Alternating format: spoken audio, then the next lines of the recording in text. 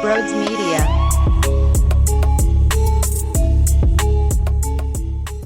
Hey everyone, before we talk about the Sixers, a few things I want to touch on. As soon as I finished the podcast, there was news coming out from Damian Lillard's camp that he wants to win, and he wants to win big and do it now. So there's, some of that involved. And in the show, I talk about maybe the stock not being as big for Ben, so you might not get as big of a player. Well, that's all depending on stars forcing their way out of town, feeling pressure if you're an opposing franchise that feels that they have to get rid of their star, and maybe a Ben Simmons package is their best return. I'm just hypothetically spitballing right now out loud, but just keep that in mind that I saw that report after the show was already recorded. Okay, some other news. If you're new to the channel, hit the subscribe button and also hit that like button. We talk about Philadelphia sports every single damn day here on this channel, so make sure you come join the party. And lastly, every Wednesday on my Twitter, @Brodes81, there is a pinned tweet at the top of my profile, and this week I'm giving away a beautiful 47 retro Phillies t-shirt. All you have to do to enter to win is retweet the tweet. It's that simple. So make sure you're engaged and you are entered to win. Thank you all so much for listening and enjoy the show. What is going on, everyone? Welcome on into Sports Talk with Brodes. I have a couple of different Sixers topics that I want to discuss that we're going to form together for one episode. So we have the Rich Paul thing, where Rich Paul and the 76ers already spoke about the future of Ben Simmons. We have Ben Simmons' high school head coach that discussed a few things along with Scottie Pippen, not together. They both made their own individual statements, but I want to dive into that. And then also, Dan Le Batard took a shot at Philadelphia. And ironically enough, this all does stem back to, just like the Sixers' playoff failure, it all stems back with Ben Simmons being the major issue. And it's not surprising because it is reality of the situation, whether you want to admit it or not. Ben Simmons is the organization's biggest problem right now. So let's start with Rich Paul, because Woj reported this, and there's so much reaction to him saying, well, the Sixers are committed to keeping Simmons. Stop with the bullshit. It's all bullshit. We just went through the same exact scenario with Howie Roseman leaking information to the national media reporters, to Adam Schefter, to all the big names at ESPN. They're saying that for a reason. This is a conversation where Rich Paul went into the offices and talked to the Sixers to discuss where he's getting traded to, where he will get moved to, what the Sixers are thinking. The reason why there's reports saying the Sixers are committed to keeping Ben Simmons and working on his free throws and this and that is because other teams have to make a phone call and you need to have some sort of leverage. Oh, well, we'll keep Ben. We're not anti-keeping Ben. Yes, you are. It's just leverage. We've been through this. Howie Roseman stated that Carson Wentz was like fingers to a hand. Moments later, my man is shipped to Indianapolis. It's all part of the game. Daryl Morey is a smart man who knows how to work the trades, who knows how to work the phones. This is step one. The fact that you have Clutch Sports and you have the team of Ben Simmons already having dialogue with the Sixers about his future is telling you the inevitable. Ben Simmons is no longer going to be playing in Philadelphia, and that's the right thing to do if you are the Sixers organization. So we do have the audio cut. We'll start with Woj. We'll start with what Woj had to say and what Woj reported, and then we will move forward with Stephen A. Smith's cut about what he said on First Take. So here's Woj to start us off. Happening today, Woj. Some news regarding Ben Simmons' future in Philadelphia. This has been something we've talked about for a while now. What more can you tell us? Yeah, I was told today that Ben Simmons' agent, Rich Paul, with Clutch Sports, met with Sixers president Daryl Morey, their general manager, Elton Brand, in Chicago at the pre-draft camp this week. They started to talk about what Ben Simmons' future looks like in Philadelphia and whether it is in Philadelphia. Now, there was no trade request made, I'm told, and that those sides will continue talking here, I think, through the draft and, of course, free agency in August. Ben Simmons has 4 years left on that max contract. And Philadelphia, though, remains committed to trying to work to improve Ben Simmons' shooting, especially his free throw shooting. See, that's where I have the issue with the whole they're committed to work on his free throw shooting, because I do think that there's an element of Doc Rivers that has this plan to fix Ben Simmons and to make him better in that area. I firmly believe that if Doc had his way, he would keep Ben Simmons here. He wasn't making up the nonsense that he stated towards the media. He truly felt that, which is scary considering this is your head coach that believes you can win with the point guard that can't shoot a basketball. And I felt he truly believed everything he said all season long about us focusing on that too much. And I don't care where the points come from. I just want the points to be scored. Well, guess what? That's all great and dandy, Doc, that you can score that way in the regular season. But the same way you scored your points in the regular season does not relate to how you score points in the postseason. Therefore, Ben is irrelevant in the postseason. Therefore, ship his ass out of town, because I'm sick and tired of watching that garbage every time I tune into basketball while I'm watching other point guards actually be a threat with the ball in their hands. But I digress. I think Ben and Doc wants to work with Ben and wants to work on the free throws. I've been through this before. While in theory, if you feel more confident about your free throws, you'll be more willing to be aggressive because you're not afraid to get fouled and you can score points at the line. In theory, that's great.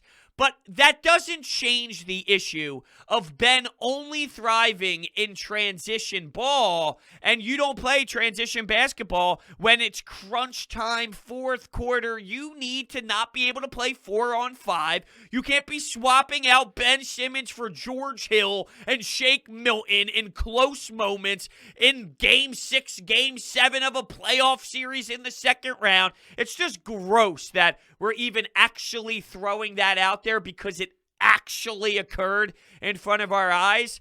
That doesn't change. Him shooting free throws going from 34, he's never going to be good at it. Let's be realistic. He's never going to be good. So getting him from 34 to 60, really, that's where the bar is, where let's keep Ben. Doc wants to keep Ben because 60% free throw shooting. Woo! I'll tell you what, that's franchise changing. No, he's never going to be anywhere where he feels so damn confident that he's just going to be willing to get fouled nonstop because he's going to confidently walk to the line and start draining his shots.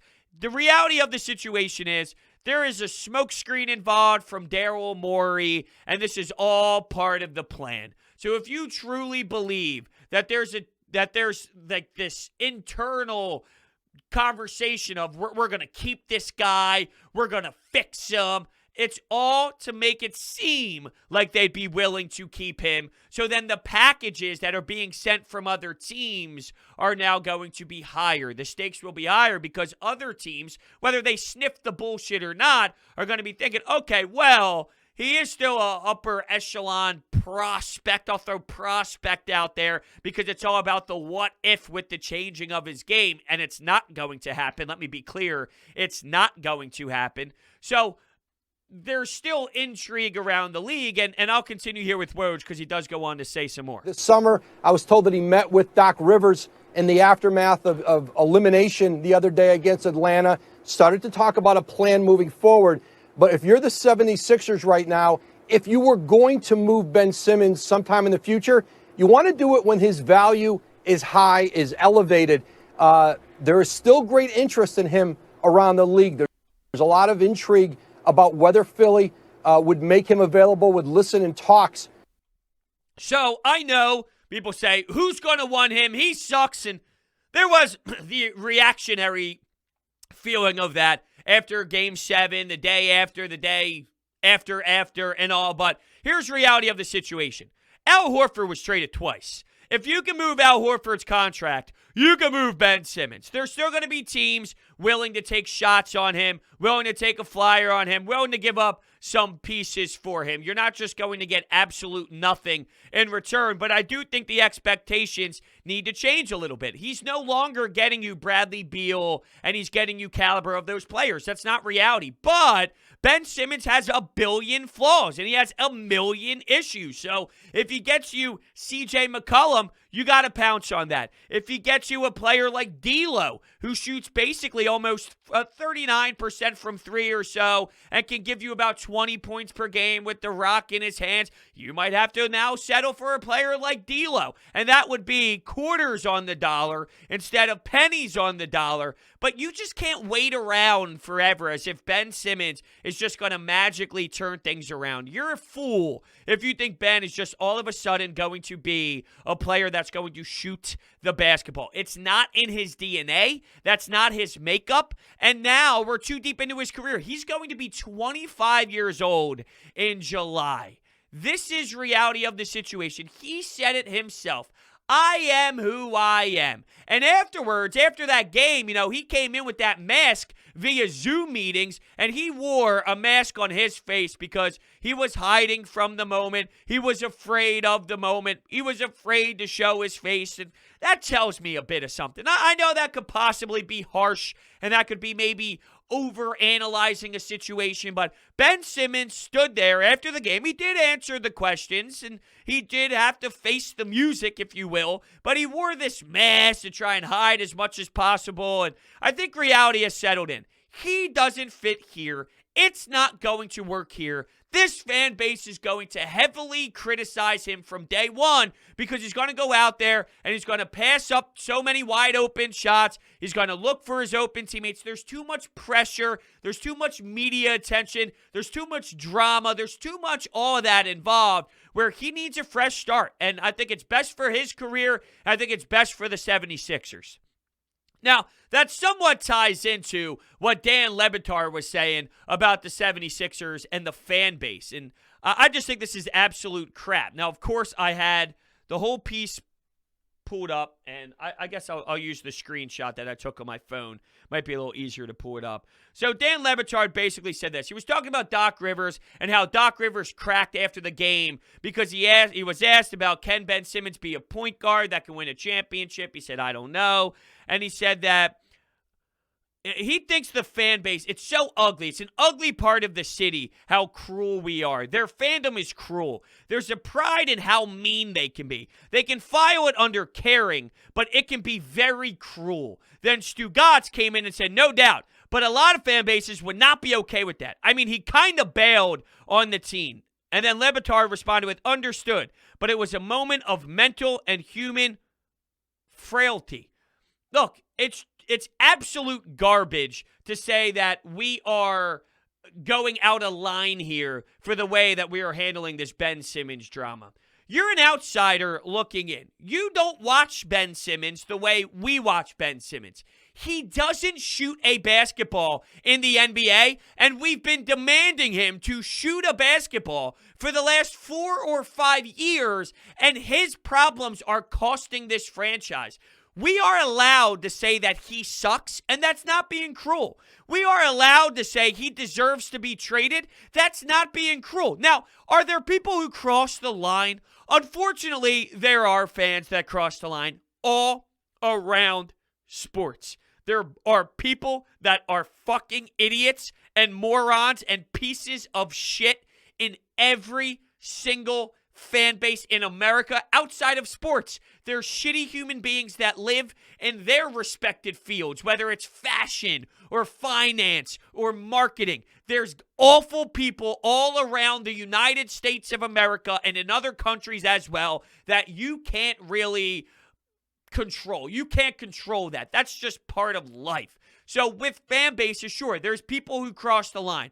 For us as a city to react to Ben Simmons' flaws being a major issue, I'm not supposed to sit here and coddle Ben Simmons for getting paid $30 million and him not shooting a basketball and missing free throws. The reaction of, get him out of here, trade him, these are all valid things to say. Very valid things to say as a sports fan, as a sports city, and as media coverage, where objectively analyzing the sport of basketball and asking, why did things go wrong?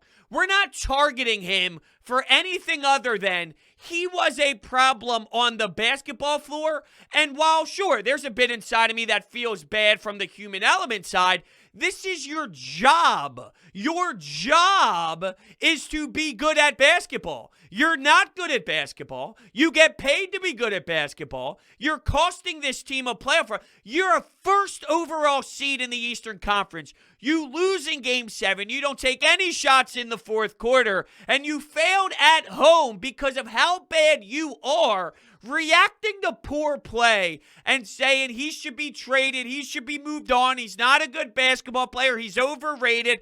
That is being a normal standard fan that is reacting the right way. We're not crossing the line. Now, if you label 10 people as a Philadelphia fan base, and what I mean by that is if there's 10 to 15 to 20 people, and there's probably more than that, I get it. Twitter is an evil place. But in terms of how big the Philadelphia fan base is, if you're going to label the 1% that take it to the extreme, and because there's idiots out there that start bringing in family members and making threats and doing that, they don't count. We're not talking about that's the minority. That's the 0.1% of people in this fan base. You can't classify that as Sixers fans. If that's the case, then you have to apply that to every single job, in every single market, in every single situation ever. And that's unfair. That's unfair to the 99% of us that don't go overboard. We are not in the wrong to react the way that we did. That's just asinine. It really is. And it's a joke. Now, I do want to touch on something that Stephen A. Smith said today about where the Sixers are. And it just kind of defends my point on what the narrative is right now, how it's being spun with the media, and what it truly means for the Sixers. Now, the audio isn't the best quality in the world, so I'm going to do my best to intensify it in post-production, but here we go. This is what he does. As it pertains to Ben Simmons, here's the reality. As it was reported, Rich Paul talked to the Philadelphia 76ers, and obviously he's Ben Simmons' agent, so you're going to want some involvement. Didn't ask for a trade, but certainly if Ben Simmons were to be traded, he wants some say in where he goes. That's what the reality is, and in the end, Philadelphia is trying to claim that Philadelphia is not interested in moving Ben Simmons. Let me tell y'all something. That's a damn lie. That's a damn lie, okay? It's just that they're not interested in getting trash back for him. You make a solid, bona fide offer. The Philadelphia 76ers are going to consider it. I believe the Golden State Warriors are going to make a push. Okay, so basically he's backing up my theory and my logic towards it, and I mean, it makes a lot of sense. I get why the reports are coming out, but just be realistic with yourself when you see this. Leaked information is going to happen. This is all part of the process, if you will. I hate to say that, and I don't really mean it to be a pun. It just comes out naturally here. But when you're thinking about what we saw with Carson Wentz, what we saw with that drama, what we saw with everything surrounding the Eagles, this is all part of the plan to get the best compensation back in return. You cannot win with Ben Simmons. It is very clear that playing the sport of basketball in this era with a player that can't shoot the ball is going to cost you, especially when he's your primary ball handler. Now, I'm asking guys all around, or guys are asking me all around Twitter and on YouTube about, what if you move him to the 4? What are we doing here? So now we're putting a non-shooter at the 4 next to Joel Embiid, taking the ball out of his hands. He already does nothing. He literally already does nothing when he comes up with the floor, up the floor with the ball. He hands it off and then goes, stands there and does nothing. Now you want that to be his job all the time? All the time. That's what you want him to do. Just do nothing. Just stand there and do nothing. He has no skill set to his game as a 4. You got to be able to stretch the floor. So that proves my point. You don't have options with this guy. You can't throw him at the stretch 4. You can't have him play point guard. He's not a shooting guard. You can't play small forward. And what, you want to play him center and take away Joel Embiid?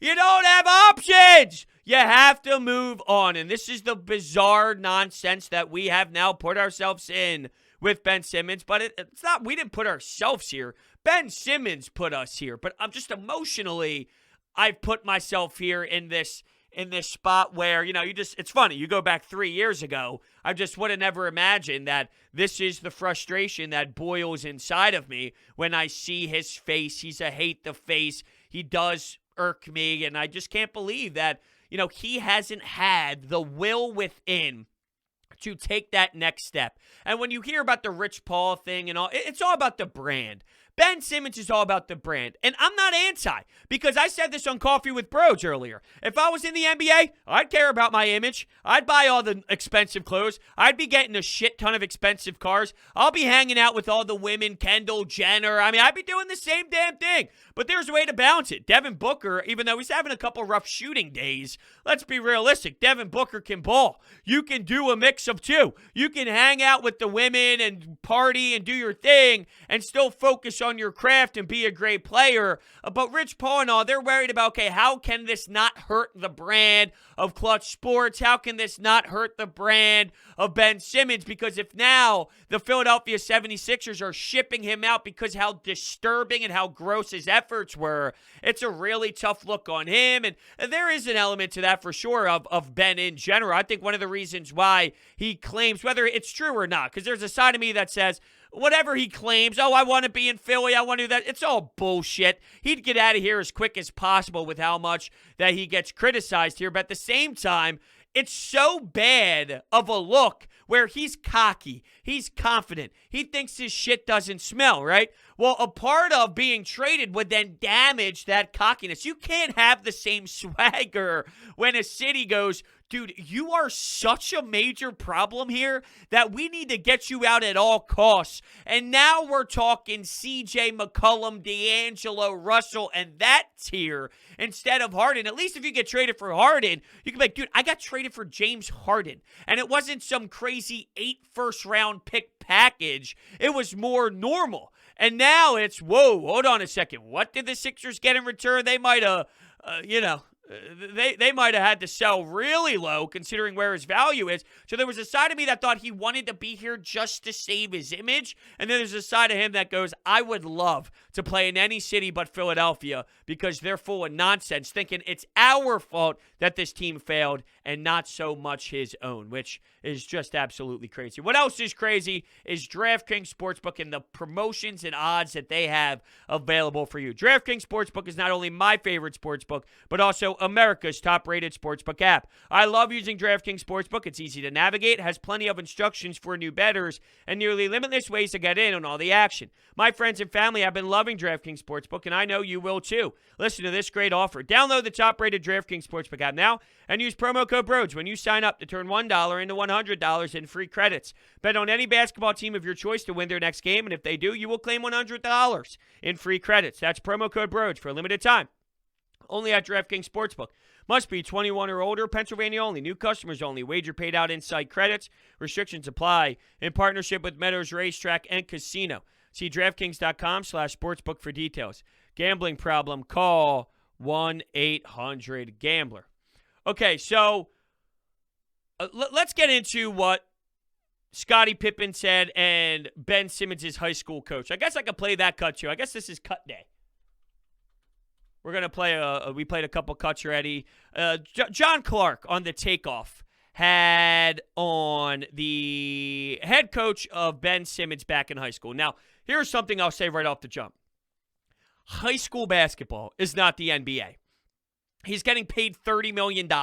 He's not 16, 17, 18 years old anymore where you have the power as a coach. There's a reason why in college basketball, you have the personalities that you do. Whether it's Tom Izzo, whether it's Jay Wright, whether it's Coach K, you have a powerful message as a college coach where the impact is stronger, the voice is stronger, you have more control, and you're more demanding. In the NBA, it doesn't work that way. But here's what Ben Simmons, his high school coach, had to say about how to fix Ben. I almost think he needs a shot quota that he has to be put on, and he has to have some type of accountability or substitution thing if you're not doing that. If you don't take X amount of attempts and a jump shot in the first and third quarter, you're not starting the next game. You're not starting the next half. You see what I'm saying here? Like, that doesn't fly in the NBA. You'll have agents on the phone, agents calling Daryl Morey, demanding to get out of town. You're not just going to be sitting Ben Simmons for not shooting. And if it got to that point where how embarrassing that is in the NBA, that's a legitimate option. Is it clicking in your brain yet where we're done with this fool? I mean, really? We're at the point now where his high school coach is stating what you need to do is tell him he has to shoot X amount of shots or he's not going to play anymore. What are we doing? The guy is 25 years old. Now, maybe his rookie year, you work that out internally and you talk about that behind closed door. Hey, Ben, I need you to shoot 5 times in the first quarter. And I get it. You're 19 years old. You're not known as a shooter. You do it. I don't love it. I'm not telling you I love it, but at least I can get behind it in year 1. And they do it in this unique way where, whatever, they keep it behind closed doors. No media even knows about it. It's just something they work out. Now, though, it's like a running joke where we have a quota where, Ben, you need to shoot X amount of shots or you're not going to play anymore.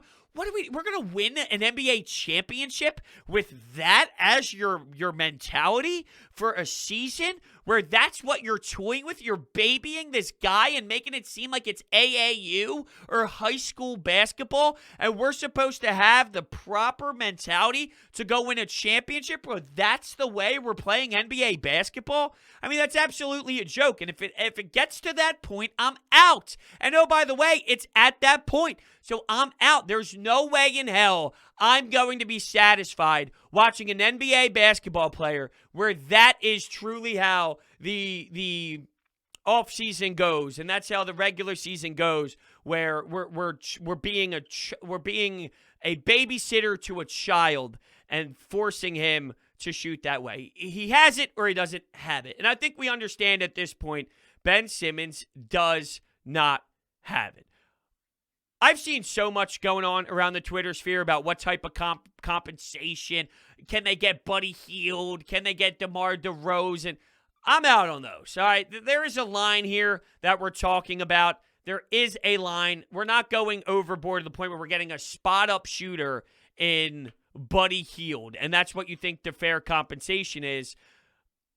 I don't, I'll be honest with you, I don't truly know what it's going to be, but it's got to be more than that. I mentioned CJ McCollum. That would be quarters on the dollar, and I'm okay with that. I'm thinking more of, because I mentioned this before, if you're a second-round exit team, if in this hypothetical, Maxey, McCollum, and maybe it's Danny Green. Maybe Danny Green returns. So what if it's Maxey, McCollum, Danny Green, Tobias Joel? Seth Curry comes off the bench. That's your starting 5. You might be another second-round exit team, but you're playing 5-on-5. And who knows? Playing 4-on-5, Joel Embiid helped carry you to Game 7, and he had some turnover issues. I think it all stems from the point guard position. I really do.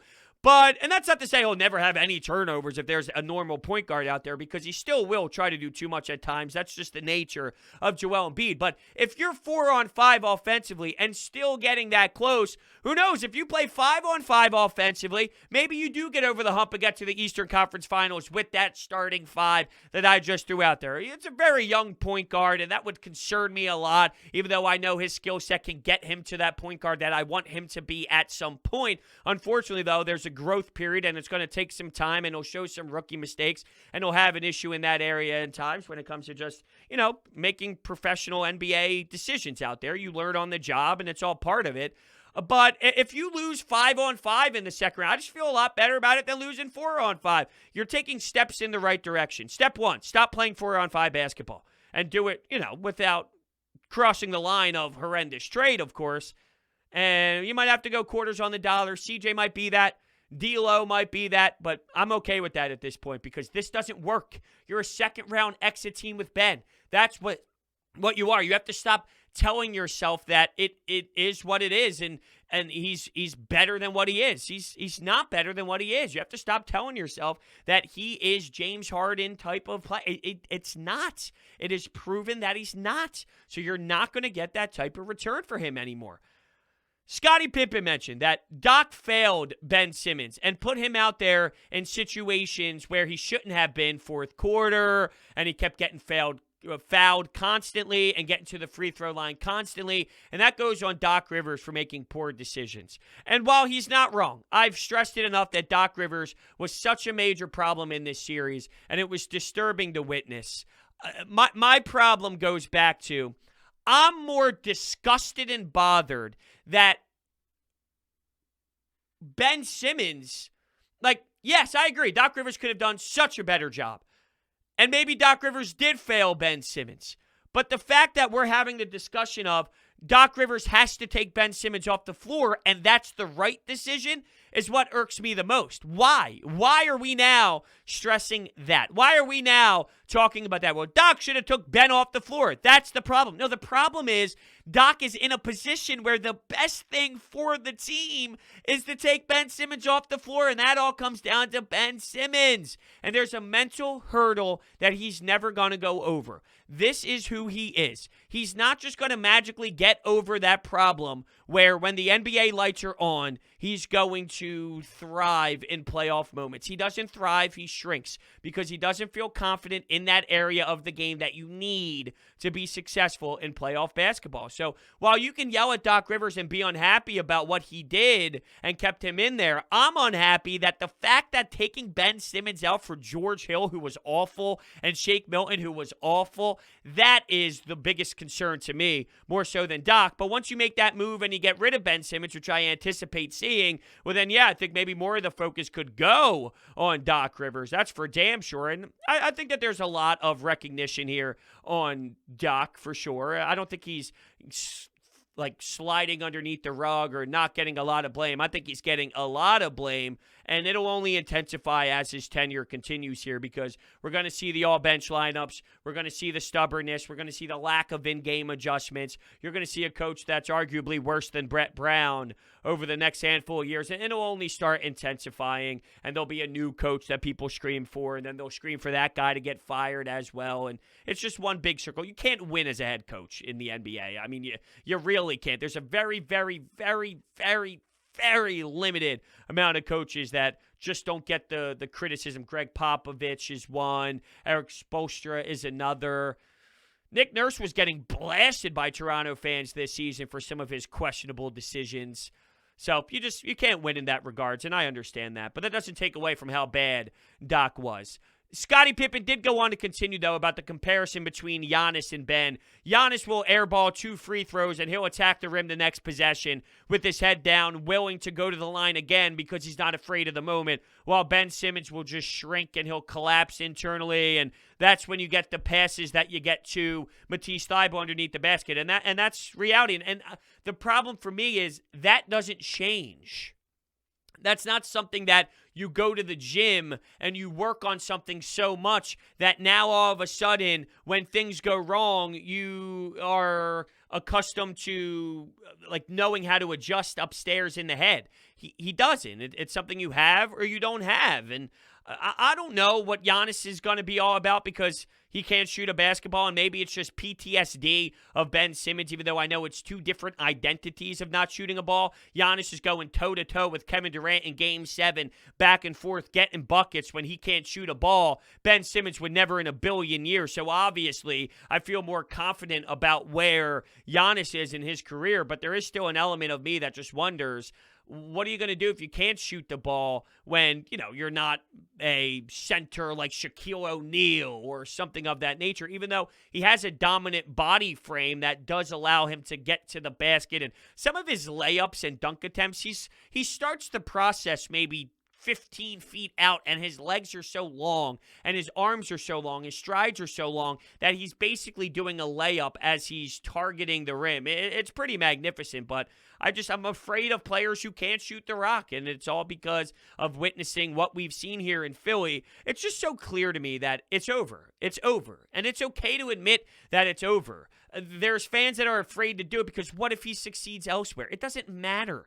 It doesn't matter, and you can't really justify him working based off of 50 regular season games and him having numbers of 18, 9, and 8. It comes down to not even a first-round playoff series. What happens in round 2? What happens in these other rounds where Ben Simmons has the ball in his hands. It's the half-court set. I need a big sample size for us. Oh, they lost this trade because Ben Simmons is working in wherever he goes. And if he ends up going to the Warriors and playing with the best shooters of all time, maybe that's the fit for him. And that fit, very niche fit. It's not something that is just everywhere and can work everywhere. If it can work in Golden State with arguably the best shooters we've ever seen in the history of basketball together, well, then maybe that's what he needed to thrive in his career. That's the only way it could work. Because guess what? When it comes down to half court, you can have Steph Curry break someone down off the dribble and shoot a wide open three, and you might be able to get away with that. But, very niche, very unique scenario if it works in Golden State. It doesn't mean it will, though, and Draymond Green wouldn't work with Ben Simmons. I'll tell you that for free.